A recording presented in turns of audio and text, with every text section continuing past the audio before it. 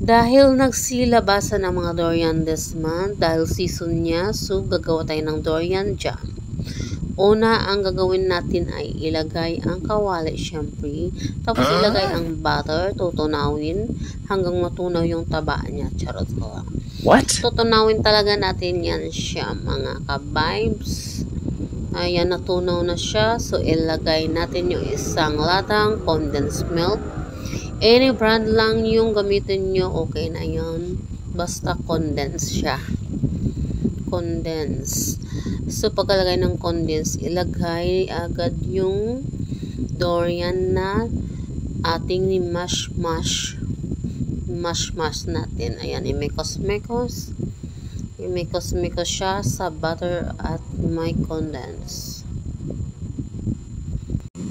So, hintayin natin na lalapot na talaga siya hanggang maluto na yung durian. So, ayan, mekos-mekos lang.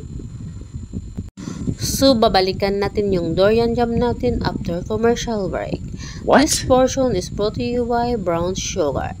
Naglagay tayo ng brown sugar para pandagdag tamis sa ating durian jam.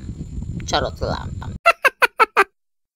Nag-add nga tayo ng brown sugar para pandagdag tamis sa ating durian jam. So, ayan, lumapot na talaga si durian jam. So, pwede na itong kainin. At pwede na pang palaman sa ating tinapay. So, meron ba kayong tinapay dyan? Pwede manghingi ng tinapay nyo. Akin yung palaman, inyo yung tinapay. Charot lang.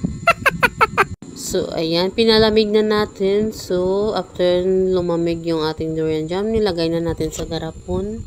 Pero dapat malinis yung garapon natin. Naka-sterilize yung garapon natin. At pinatuyo at pinahiran ng mabuti yung garapon para hindi mapanis yung ating durian jam.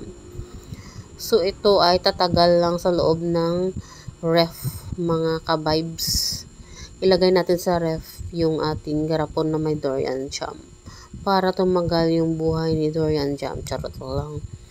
So, ayan, 3 garapon yung nalagyan natin. Ayan, nagpalaman nga tayo sa tinapay. Ayan, meron tayong cream bread. Talagang excited tayo matikman yung ating durian jam na ginawa. Kung ano nga ba talaga yung lasa niya.